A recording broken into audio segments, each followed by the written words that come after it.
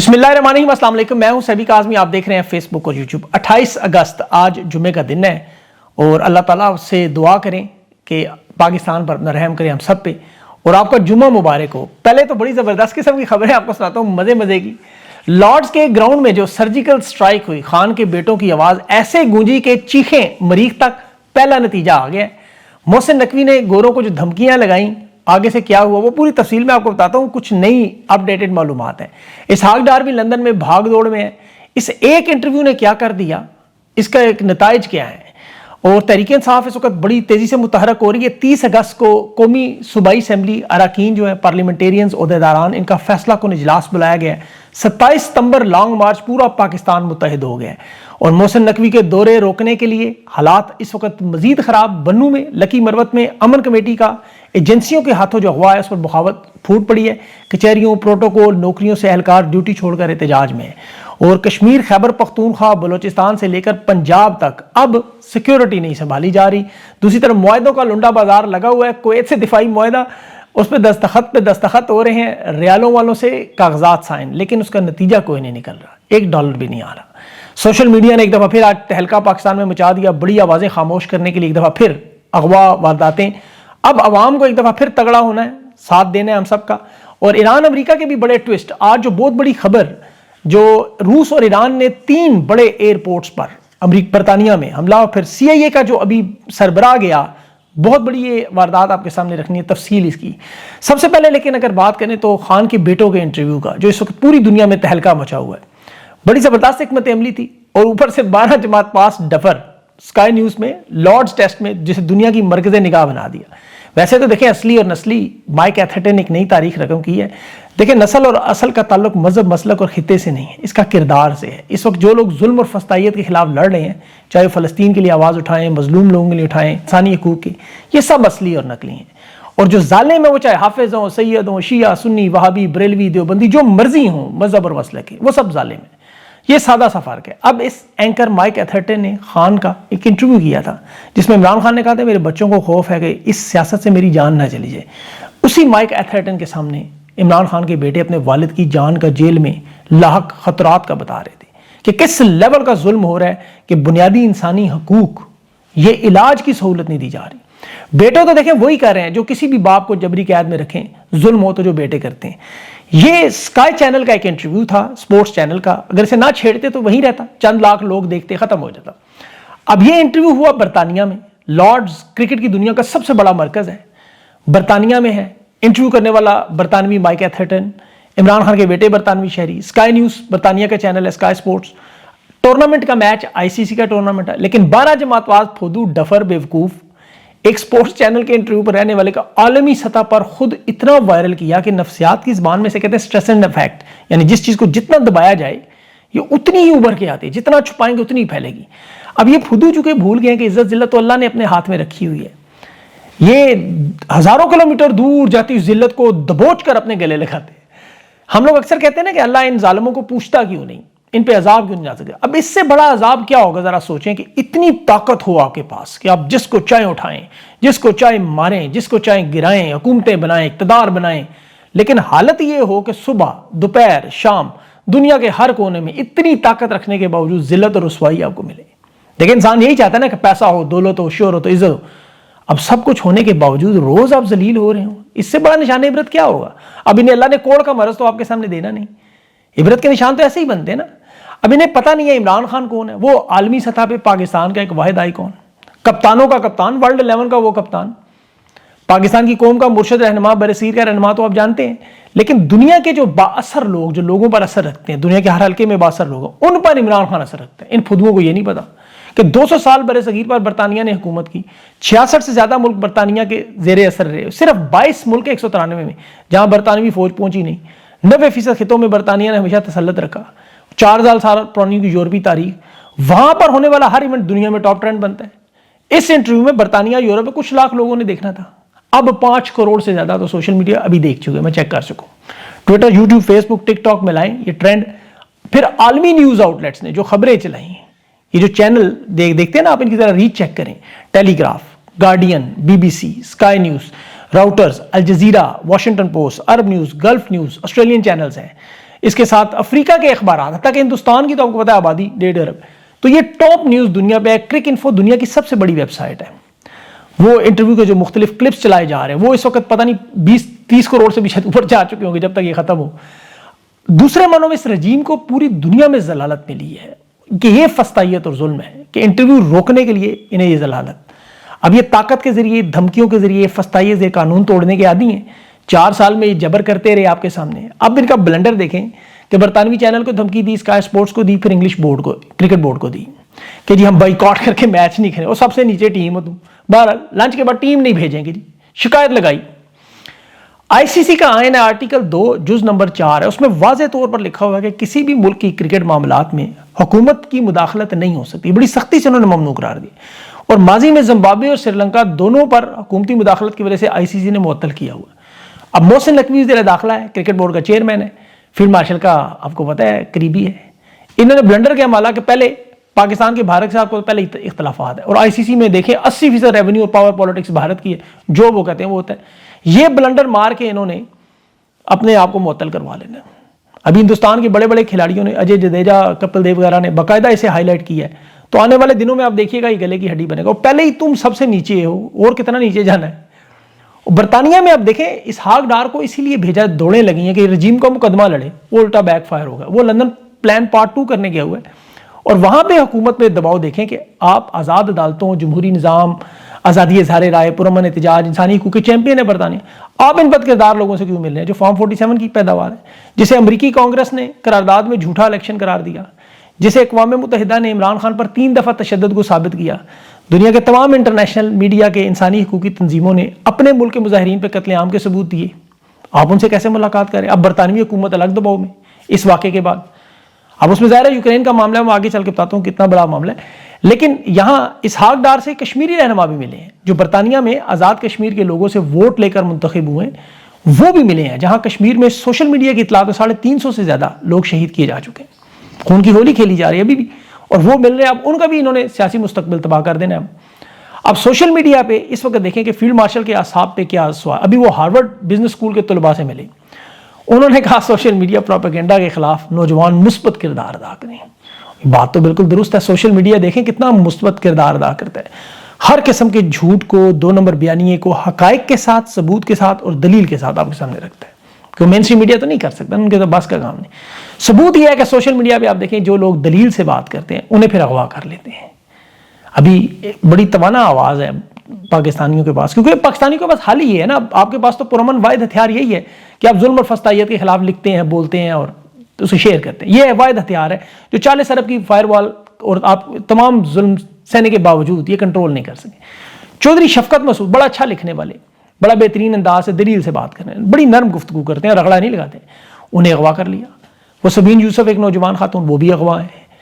اب دیکھیں یہ کھل کے رگڑا لگانے والے نہیں ہیں، یہ ان کے چونکہ سوالوں کے جواب نہیں ہیں ان کے پاس دلیل سے، تو پھر طاقت سے بدماشی سے اغوا کر لیتے ہیں۔ آج ان کے وکیل ملک پرویز نے یہ پوسٹ کی ہے کہ رات 1 بجے لاہور وارنٹ کے بغیر انہیں گرفتار کر لیا اور اٹھا لیا، نیشنل سائبر کرائم چکر لگا رہے تھے۔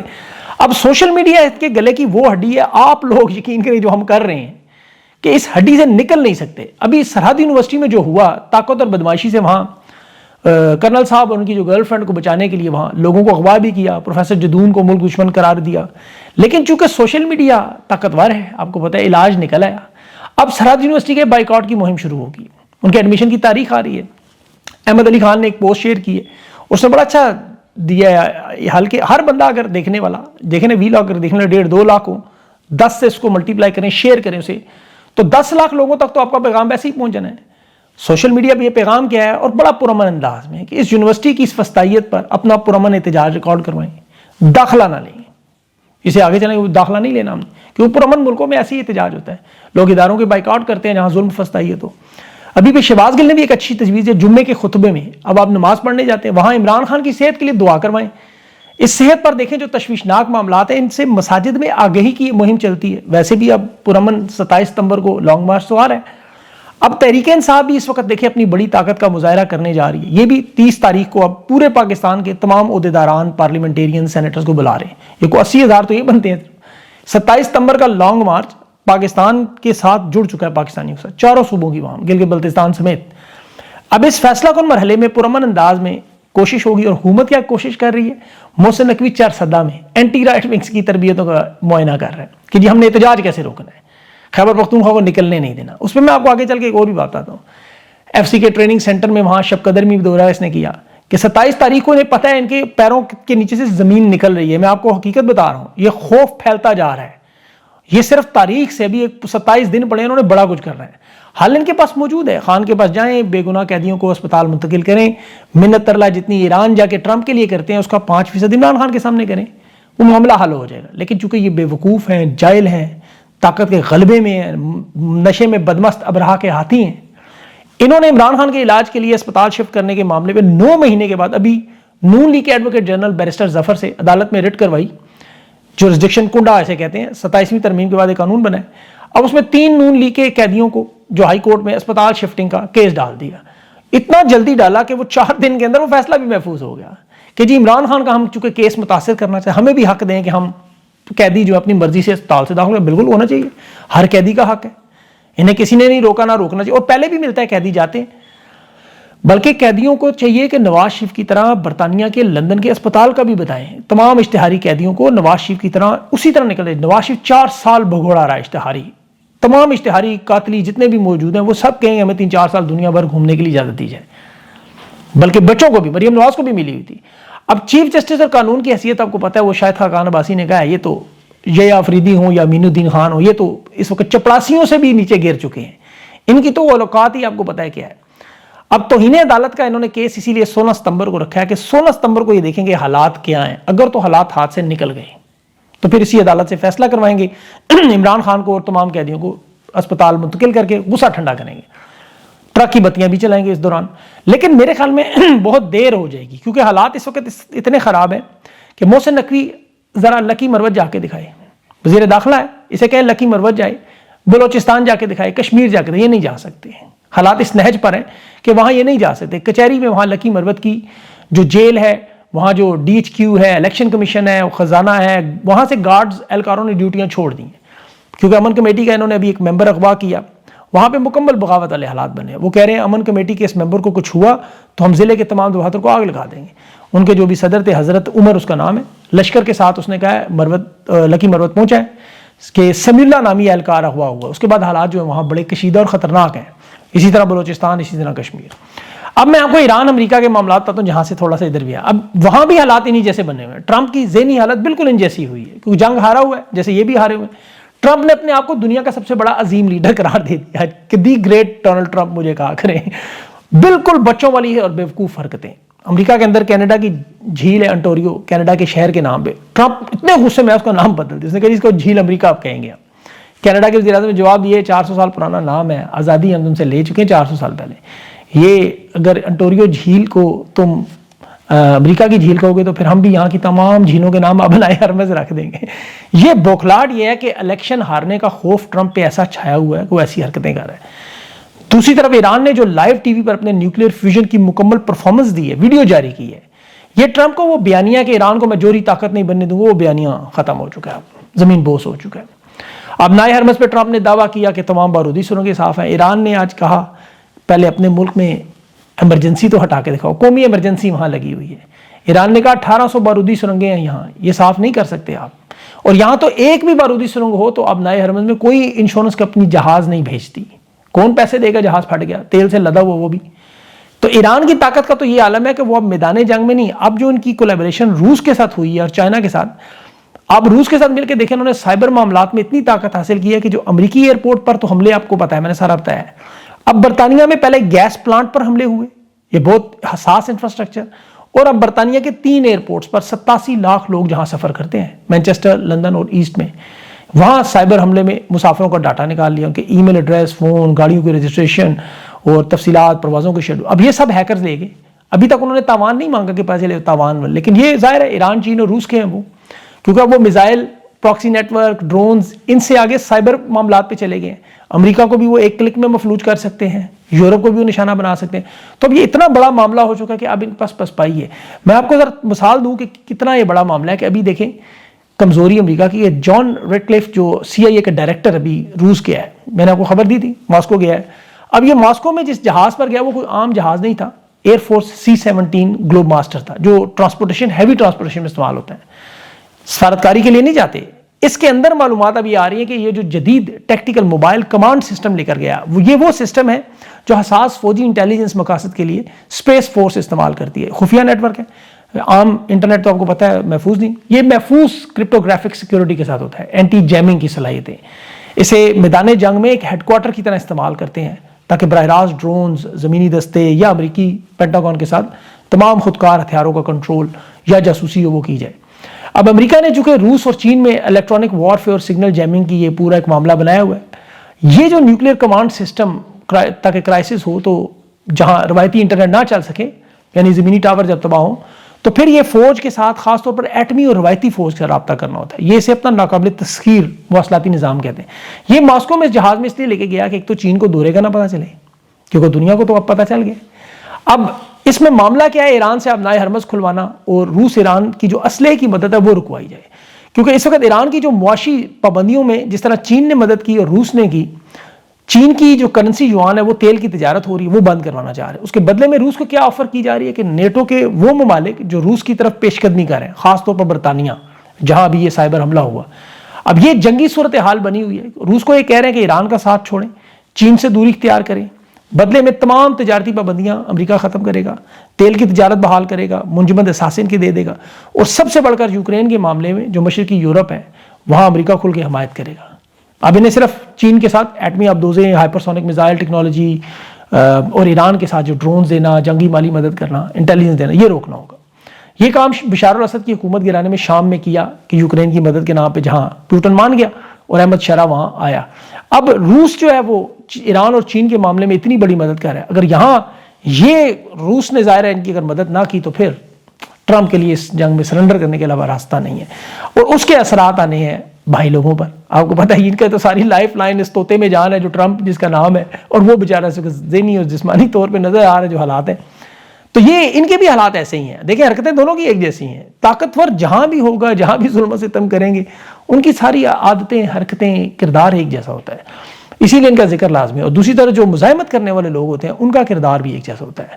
اب جس میں ایران اور عمران خان, آپ کو پتہ ہے دونوں اس وقت ٹاپ عروج پر نظر آ رہے ہیں اور دونوں جیتتے ہوئے نظر آ رہے ہیں. بظاہر دیکھیں, یاد رکھیں, عمران خان کی جو صحت ہے اور ان کی جو حالت ہے وہ بالکل اس میں کوئی دو رائے نہیں کہ جسم ان کو اس کی قیمت ادا کر رہا ہے, لیکن خان کا جو نظریہ ہے آپ دیکھیں ذرا کہ سوشل میڈیا اس وقت دیوانہ ہوا, تہلکہ مچا ہوا ہے.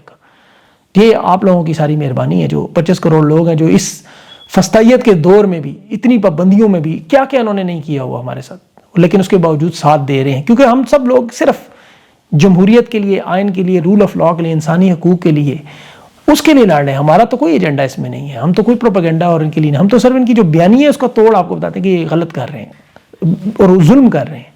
اور ظلم کی حکومت تو اللہ نہیں برداشت کرتا. ظالموں پر تو اللہ نے کہا میں بدلہ لیتا ہوں, انتقام لیتا ہوں, اور وہ انتقام ایسا ہی ہوتا ہے جیسے بھی آپ کو ایک نظر آیا.